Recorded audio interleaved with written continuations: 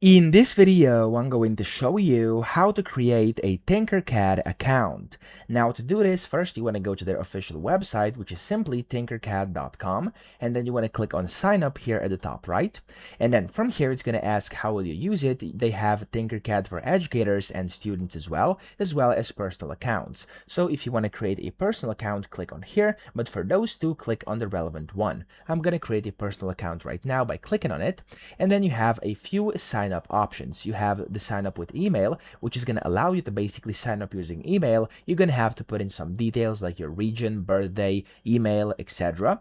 Or you could sign in with Google, Apple, and if you click on more options, you have the option of Microsoft and Facebook as well. So click on the one you want. I'm just going to continue with Google because I do think it's the easiest way to do it. And then from here, it's basically going to ask you for the account you want to use. You want to click on your Google account you want to use.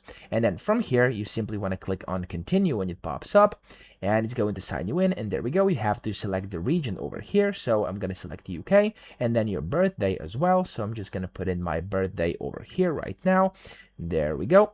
Now, whenever you've done this, you want to click on next. And whenever you are here, as you can see, it says by clicking continue, you agree to the terms and privacy statement. So you want to read both of these by clicking on them. And if you agree, press continue over here. And it's going to sign you in. And as you can see here, there we go. It's going to say this page is missing. If this happens to you, you can just basically go to the home page over here.